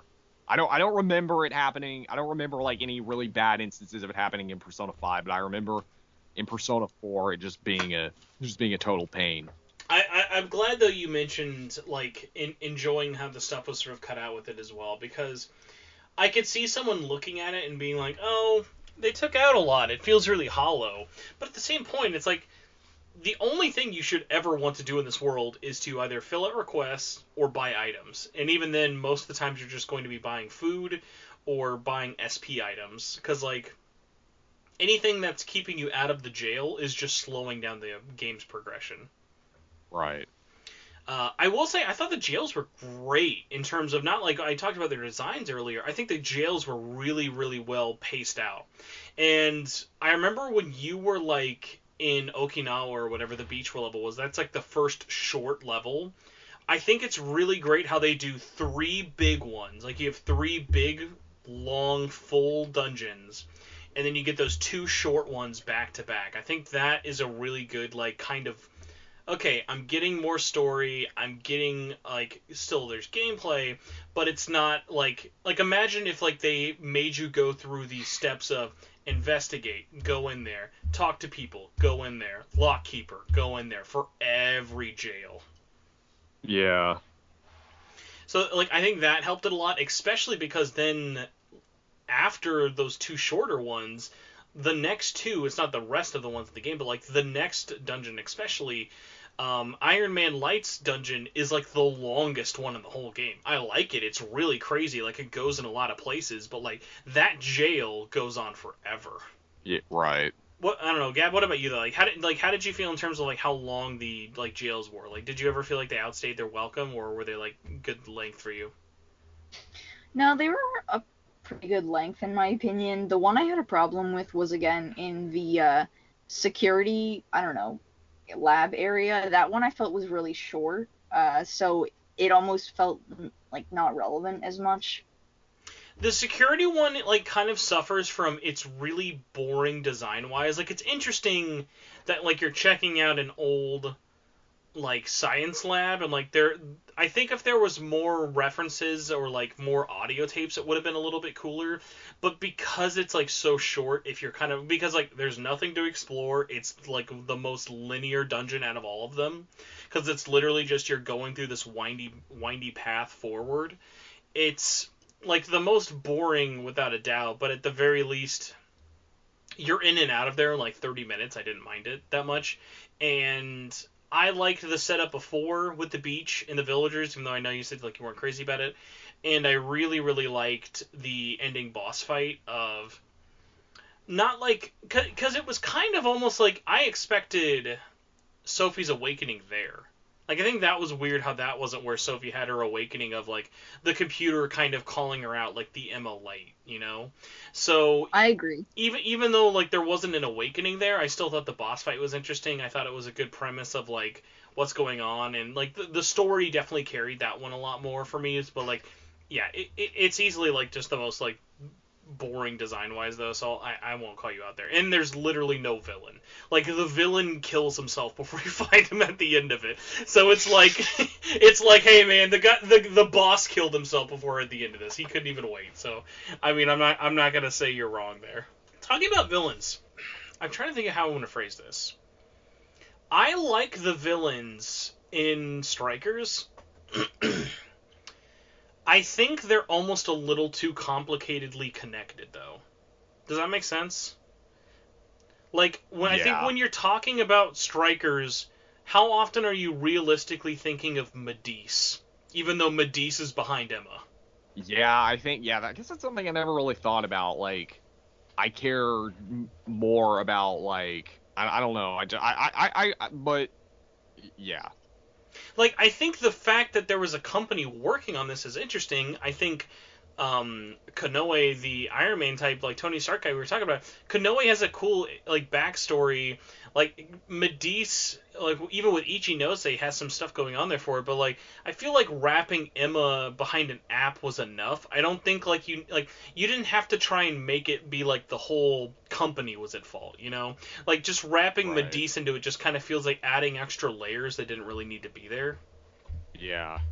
Trying to think, though, because I'm really kind of running out of, like, either, like, complaints or, like, bigger things I want to talk about. Are you guys cool as kind of like a give me a chance to talk less, and B, getting a chance for you guys to give me a little bit more opinions? How about I go by each of the bosses, and I kind of want you guys to give me not like a ranking, but like what did you think of the boss fight, and then what did you think of the character as a whole? So, like, Gab, what did you think of Alice? Like, Alice is the character, the Monarch version, and then Alice's boss fight. Well, to be honest, you don't see her in real life that often for very long. You basically see her as a fashion designer or whatever. That's cool. She's pretty cute. I like her design. The whole story with her is really weird, and she does a spiteful thing where she has some dude who's already married or engaged confess his love to her on TV, which is pretty weird. And then her villain self is the bunny rabbit, which, I mean, obviously you get the reference, Alice in Wonderland rabbit. So I didn't think they were really clever with her. So she's kind of boring Makoto to me. literally says Alice in Wonderland, it was like that dumb Family Guy reference that I hope someone here besides me remembers of like, it's like when movies say the title of their movie. It was just Exactly. that. It was just that on the nose. It's like, you didn't have to do that. Yeah. But Nyarly, like, any Alice thoughts besides her basically just being a giant like thirst thought? Yeah, I mean, I do think she was a good introduction to like the whole concept of like jails and the monarchs and stuff. Kind of like how Kamoshida was a pretty good introduction to Persona 5 with the whole concept of palaces, because I mean his palace is like literally a palace. Yeah, Alice's really only detriment for me, in terms of her character, like Gab, you brought up a good point. We don't really get a lot of time with her outside of her jail, and I think that just comes from the fact that it's the first one, and like we're already trying to introduce ourselves to this cast of characters again. We're now introducing Sophie. We're now learning about going back into the jails as opposed to palaces. So like they have a lot more to juggle with there. So she's definitely pretty shallow in terms of the bosses, but even then, like they still give her a good ending. Yeah. We've been doing this for a while. I can't get this going back anywhere. Nyarly, do you remember last year when I played Scramble? I really want to call it Strikers now. And I was like, there's a character that when you play this game, I really hope you know that when I saw it, I just immediately laughed and just thought, you're going to see this character and go, I could cosplay him in like 5 minutes without any effort. What? Zenkichi. No, Yeah. not Zenkichi. I'm talking about Natsume. You could do Natsume without, like, literally trying anything at all. Well, yeah, but I mean, you could do the same with Zenkichi, too. Zenkichi, you gotta grow hair out for at least. Natsume, you could roll out of bed, slick your hair back, put your glasses on, and go, I'm writing a book, baby. And there you go, you got him. Yeah. What did you think of Natsume's character? I thought, I mean, to be perfectly honest, like, I wasn't really that interested in his character. I thought it was like a little too similar to Madarame. Like, see, but at least as opposed to Madarame, like, his whole thing was like, everyone expects him to be his uncle, or at the very least was using him. Whereas Madarame has some post him being bad, like, depth through Yusuke's childhood, but like at least with Natsume it was like we got to see those things of everyone expecting him to either be his uncle or use him for that. My only thing is, like, I know they wouldn't have done this, there would have been too much time with the character. I would have loved if one of the flashbacks were actually him interacting with his uncle. I would think that would have been great to be like, what part of like this child and uncle relationship made him be the, because he has a genuine love for wanting to be a fantasy writer, but we just don't really get what sparked that outside of my uncle was famous for books. Yeah, I guess that's a good point. Gab, what about you, though? How'd you feel about Nyarly in Dark Souls, otherwise known as Natsume? He's probably my least favorite. Probably the one I found the most boring, mainly because he had, like, the most cliche stuff about him, and he was all embarrassing where he's, like, a dragon wearing underpants. I'll say that I appreciate the commitment to the bit. If you go back and look, every time it shows him with his armor on, it never shows a side shot. So at least it is, like, theoretically possible in canon that he was just next to his standee the whole time. Mm-hmm. But no, that is a... I can get that. Like, I enjoy Natsume for probably reasons more than I should, but at the same time I know he's not, like the bee's knees of a character. How did you guys feel about... Oh my god, I always forget her name. Mariko. Oh, the fat girl. I actually liked her, like, because I think hers case was like one of the, I think it was like one of the best cases of like you have a character that just comes off as totally bad, but she has good intentions. Yeah, like, I thought the corrupt politician angle was so interesting of, like, learning that not only was she trying... Because, like, when you learn that there were corrupt politicians, it wasn't like it was a surprising concept, but I thought it was interesting that she became this way because she basically got framed for a child's murder. And if she didn't do this, then the people who were responsible for that murder were going to take over her town. And it's like, man, yeah, like, she did it all the wrong way, but, like, yeah, it's like you said, she had such interesting baggage, which was funny, because, like, when I got introduced to her as a character, I was like, oh god, is Mari-chan just literally, like, her whole relationship with Haru, I was worried it was just going to be, oh, it's my old friend I never remembered or talked about. But yeah, like, she had a much better story than I would have ever given it credit for. Yeah. Gab, any Mari-chan updates or thoughts? No, I actually kind of liked her as well. I liked a lot of the features she had. You know, like, when she's moving around, you could see that she had, like, diamonds, like, in her skin that kind of looked like boils and stuff. Oh my god, the boss form designs. is great. I loved her boss form. You mentioned her as, like, a fat thing. I gotta say, I talked about this, like, once before. Friend of the show, Michael Hyam, in his review, I remember he was, like, complaining that he thought it was, like, making a fat joke, having her be, like, fat. And I was like... She's not fat in the game at all. Yeah, and it's like, the whole point isn't, like... The whole point isn't that, like, oh, fat for whatever, blah, blah, blah. It was more of a thing of, like, no, it's to kind of, like, go over, like, the whole corrupt, greedy politician thing, and more of, like, she's having to become what she hates in her own desires. Because, like, if she was fat in real life, I can maybe kind of get the comparison. But, because, like, think about it, her monarch form, which is her true self without her really even knowing it, is that person that she was trying to stop from ruling over, like, that city there. So, like, it's more of, like, a whole thing for, like, it's just a greed reference as opposed to fat people are bad reference. So yeah, Mari-chan, surprisingly good, well-rounded character and stuff for it. Akane, I feel like we kind of, like, talked about enough that we don't really need to talk, because, like, her whole thing was, like, I thought it was interesting how she was brought into it as a monarch, but there's like, that's Zenkichi's thing through and through. I will say this. I liked the idea and I liked the execution personally of the one-on-one boss fight with Shadow Joker. Yeah. Mm-hmm. Gab, what'd you think about that? Aside from the button mashing. The button mashing, yeah. What are you looking for? It was kind of interesting to see them take that format for only one part in the game, but it was also kind of cool because, I mean, it was 1v1, so they could do stuff like that and get away with it. Nyarly, what about you, though? Like, how'd you feel about the one-on-one redhead fight? I thought it was an interesting battle, but again, it's kind of like another trope in video games that I think is kind of overdone, where like you have to fight a shadow version of yourself, like Dark Link or something. Yeah, and I think like if that was a fight where maybe it took cues from the final fight, like if you had to, like, imagine what a nightmare. Like, Gab, you probably would have like just like fucking drop kicked your Switch if this happened.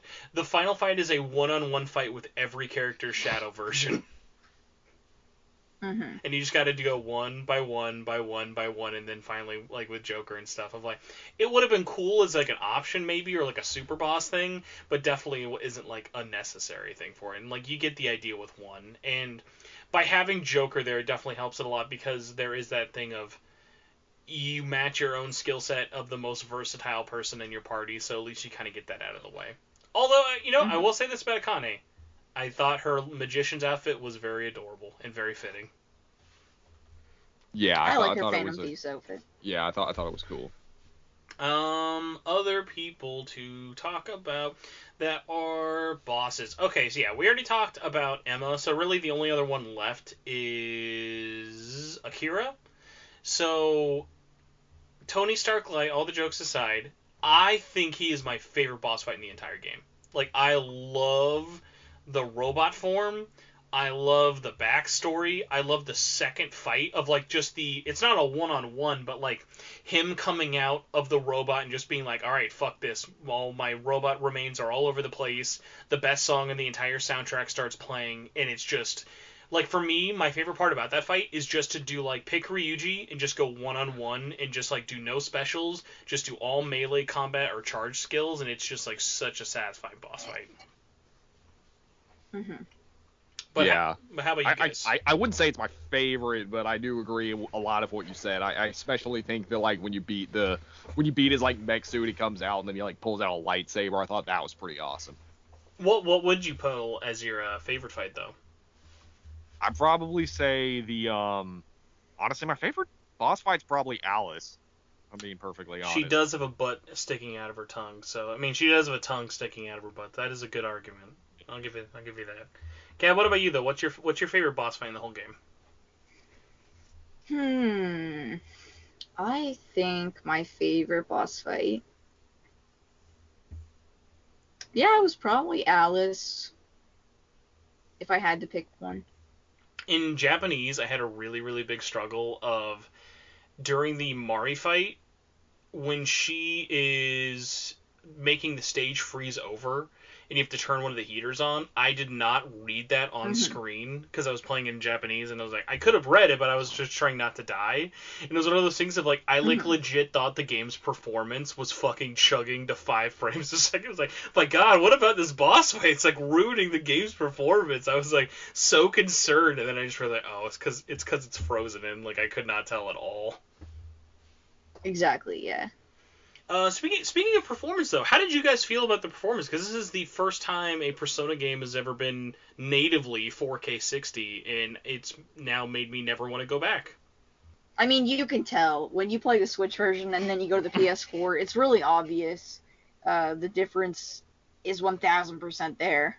I mean, the game still looks really good. Like, you know, like I've been playing with the game set to, like, with the 60 FPS mode, and I've turned the graphics settings all the way down to get the best performance. I mean, even then, the game still looks good. Yeah, and I think that's one of the best parts about it is, like, what was funny is, like, Gab, like, you played it in the best way possible. You played it for the first time on the worst looking one possible, and it was still totally fine. It was a totally fine experience. Like, I think people get a little confused when I'm, like, harsh on the Switch's performance of, like, yeah, it's the worst looking and running version of it, but guess what? It's a totally competent version, like, at the end of the day. It's just that the game was built to be so flexible, which is so nice, is that you can have, like, all these different ways of, like, whether you're playing on PS5 and have 4K 60, or you're playing, like, 720 and, like, 30, the game is still fun. Like, it's never that high end of, like, a demanding experience where, like, it's like a noticeably worse thing. It's nice that that's there as an option, which is at the end of the day is all people are ever asking for. Like, kind of even going back to the Nocturne thing, no one's saying you can't enjoy a turn-based 30 frames Nocturne and have fun. People are just saying it would be nice to have options. Right. Mm-hmm.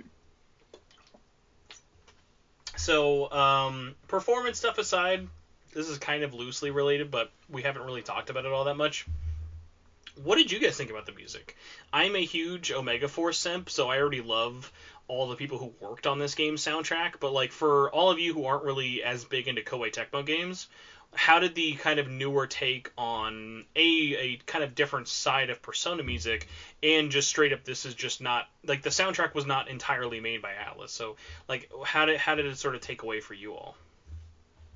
I love the music. Like, I think the music is better. Like, overall, the music is better than it is in, you know, original Persona 5. Mm-hmm. You know, like, it's still got that Persona 5 style, but it's like, it's new, and it just sounds better, at least in my opinion. Gab? Yeah, I completely agree with what Nyarly said, actually, so. And then, just to be the most ironic, sad part about it is, of course, once this game has come out, there has been zero way for a live performance of any of this game's songs. Because I would fucking love to just see, like, a concert is just this entire game soundtrack performed live from beginning to end would fucking kill. Oh, yeah, that'd be great. Other little things, though, besides that, we pretty much covered everything, like, even, like, kind of more than I would have, like, thought. Any last, like, little things that are maybe, like, nagging you all, wanted to talk about, of, like, any last little things before we kind of do our finishing score thoughts and get out of here and say goodbye? Thank you, Best Buy, for resupplying the steelbooks for me and Spencer to buy. Thank you. They actually weren't resupplied. That was actually kind of funny. Like, that was going around. I'd been meaning to talk about this. The Switch steelbooks never sold out. The difference is Best Buy locks steelbooks from being purchased until 2 months after release. So you That's can't. so stupid. Well, it's because they're meant to be a pre-order bonus. So then if they just put them online for people to buy wholesale, then scalpers would buy all of them before pre-orders people got theirs, and then it would be even more of a terrible thing. So like by people thinking the Switch steelbooks got restocked, people are like, "Oh my god, PS4 ones are going to come back." I'm like, "Nah, dude. Those PS4 ones aren't coming back." Yeah. The prices went down, but the prices aren't ever they're never making more, sadly. One thing I did want to talk about that I am a little disappointed I did not bring up before. I fucking love all the Showtime attacks. I think everyone's Showtime attack is a 10 out of 10. Perfect. Like, there's no one Showtime attack that I'm like, oh, that's okay. That was just fine.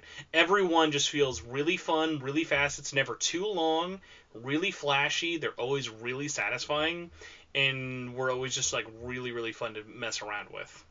Did anyone have any thoughts? I mean, I just not really. I just agree with you. Okay. Gab, do you have any thoughts on the Showtimes? Anyone particular that stood out for you? I really enjoyed them. It's always nice to see the characters, get their individual moments like that. I guess the only other thing I'd like to mention was I did like the fact that this game was a lot more, I guess, cinematic and expressive. Like you said earlier, the way the characters moved around felt a lot more realistic to me. In Persona Royal, it's just kind of like running around, hiding behind corners. But in this one, it's like when you jump, it's like you do backflips and stuff. And, it's really over the top, which I really appreciated. And would have liked to see more of in the other title. Well, you've clearly just stolen my last question that I had for all of you, so you might as well go into it. How would you guys feel in the future getting a Persona 5 Strikers 2? Would you want it to happen? How would you want it to happen? Do you think it shouldn't happen? Now that we've all beaten it, where are we at here? Okay, when you say Persona 5 Strikers 2, do you actually mean Strikers 2, or do you mean Persona 6 Strikers? So when I say Strikers 2, it can mean anything you guys want. So for me, all I want is just have Koei Tecmo work on another Atlus game. It doesn't even have to be Persona. I just want another game that is made by this team. That's all I want with Atlus. Yeah, I don't think P5 Strikers needs a sequel, but I would like to see maybe Persona 3 or 4 Strikers, or maybe SMT5 Strikers, or just have them make Raito 3. Oh my god. Someone suggested that like a month or so after like the game had been out, and I was like, that is so perfect. Like I was like, obviously. Raito 3.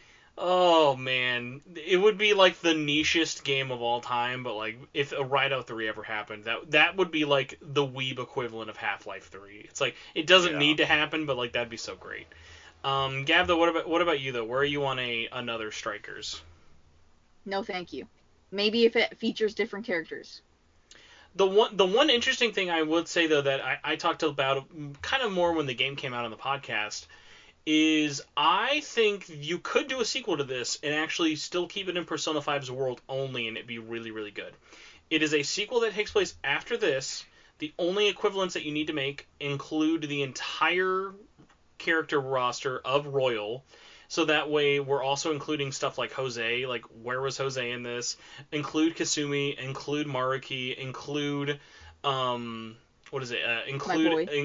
Akechi, include everybody, and kind of make it a big final send-off. And the two things that I think would be really great about it that would be interesting, make it globe traveling. Instead of visiting different cities in Japan, make it visiting different countries. Go to America, go to France, go to Europe, go to whatever.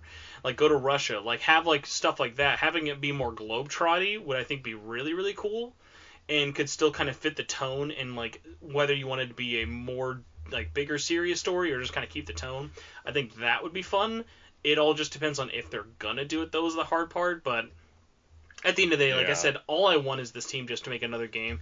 I just think it's so funny of like literally the team who made this fucking made a Monster Hunter clone and then this. Like so it's like they were fucking on something really crazy there, but like at the end of the day, my biggest props I always tell this game is like you can tell whoever fucking made this game, like all the people at Koei Tecmo are just as much passionate about the series as everyone who worked on it from Atlus. Like they included even more references to stuff from Persona 1, 2, 3, 4 in it. Like guys, there is they rearranged the song from Persona 1. Revelations Persona 1 has a remix in this for a 2021 game. Yeah, that's pretty cool.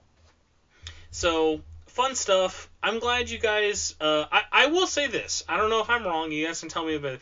I feel like through talking about this, you guys had more to say you enjoyed than at the initial offset. But I do see how your opinions are a lot more kind of standouty than mine. Whereas like I have my opinions, but at the end of the day, like this was just such a fucking blast for me, which is really saying a lot because I can't think of many other games I've played twice and enjoyed more the second time. You know? Yeah. Well, that is about it for me. I've talked way too much through all of this, but I had a blast. I hope you guys did not mind me stealing you away for too long. So, Gab and Nyarly, thank you so much for coming on. Of course. No You're problem. welcome. Gab, I'll let you go first. Where can people find you, and where would you like to plug all of your pluggy plugs? You can find me over at my channel at Gabbmew. I have Twitter, Twitch, Instagram, all that good stuff. I make a lot of content based around JRPGs and Japan and importing, so if you're interested in that, you know where to find me. All right, and Nyarly, where can people find you when you are not adulting? I don't know, whatever it is you do. You can find me on my channel. You just go. It's actually I forgot what the web address is. He forgot his name, everyone. It's been that long. It's youtube.com/c/Nyarly, and then you can also follow me on my Twitter, crawling_Nyarly, and I just mostly do Megaton and Persona content. I'm actually working on another video. I'm probably going to be covering Nocturne HD when it comes out, but right now I'm working on another challenge run that's Strange Journey No Fusion. Strange Journey or Strange Journey Redux? Strange Journey Redux. Oh, gross. But I'm playing on impossible difficulty. So. Okay. Did you see my little trivia post today? I just learned after years of this being out that Europe got a poster for Strange Journey Redux that we totally did not. Oh, I did not even know that. Yeah, but it's still like a hilariously small poster, but at the very least, for once, European got something that America didn't. So like that's like the first time in many years. Yeah. It goes Mach and Xiao, 30 years go by, and then mini poster for Strange Journey Redux. That's the Atlus European win list right there. Yeah. But yeah, so do you want to like I guess is the challenge run just can you beat Strange Journey on Impossible, or like what's the like challenge part of the challenge? It's no fusion, no compendium, Okay. and no passwords. Can we fit no Alex? Can we do a run with no Alex, please? Well, I mean, the game forces you to fight Alex, so... Darn it. That would be like I've modded Deep Strange Journey to remove Alex. I mean, someone would probably do that. Probably. Well, if you all made it through this long, thank you all so much for listening. If you'd like to find more of my terrible voice on a weekly basis, you can check out the SMTN podcast by going to either my YouTube channel, searching Spencer Presley, searching up Shin Megami Tensei Network. It's a weekly show, sometimes live. You can find us on iTunes, Spotify, Google Podcasts, all those fun places. Follow me on Twitter at Torchwood4SP or follow the podcast at SMT Network. Besides that, I don't think I'm missing too much. There's a Facebook group and a whole bunch of stuff, but that'll all be in the comments below, so you guys can do all that fun jazz. But yeah, thank you all so much. This was so much fun talking with you all. I legitimately have no idea how long this was. 2 hours, like a little under 2 hours. It's pretty clean. Nice. Nice. All right, so we're gonna say goodbye, and however you want to say goodbye is up to all of you. God knows it'll be another 9 million years before anyone else comes back on the show here. So make your goodbyes worthwhile. Bye-bye. See ya. Later. My earliest memory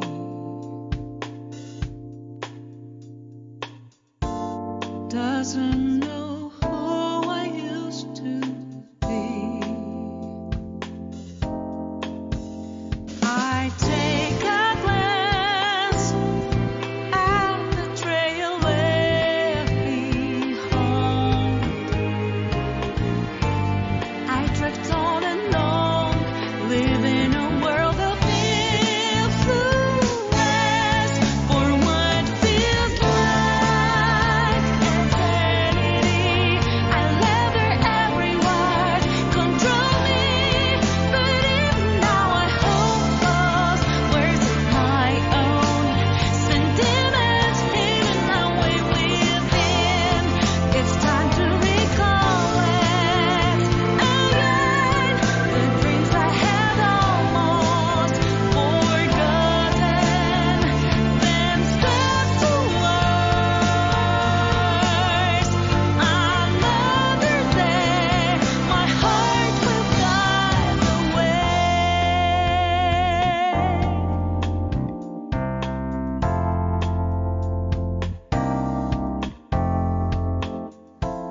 Never meant to be revealed.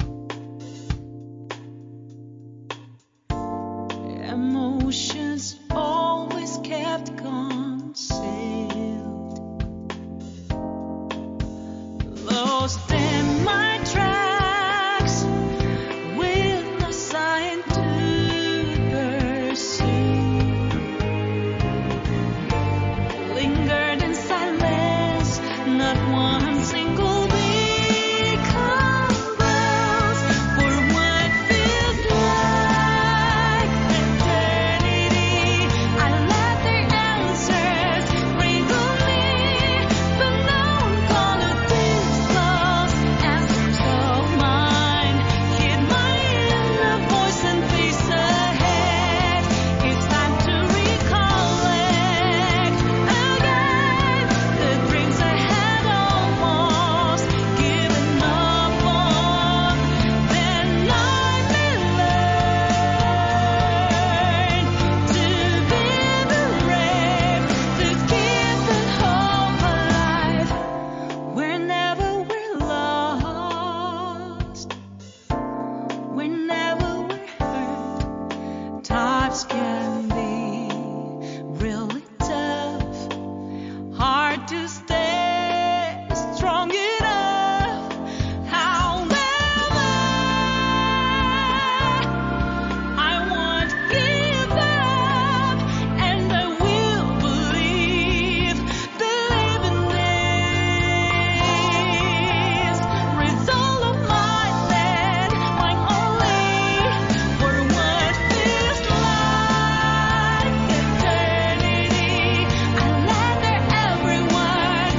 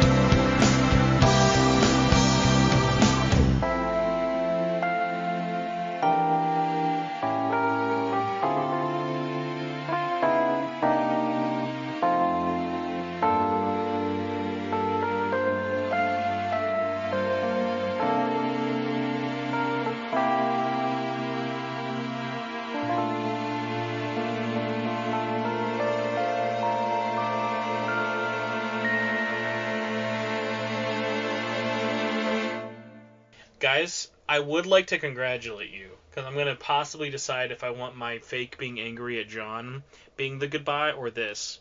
We did a 2-hour spoiler cast, almost, and never once said fucking Dynasty Warriors. Suck my dick, everyone who says this game is a Dynasty Warriors game. None of us said, I didn't warn you all not to say it. No one compared this to Dynasty Warriors. I'm so proud of all of you. Nice. Yay. Oh, man. That was my one goal. I was like, if we can do this, it's a win for There you North go. America.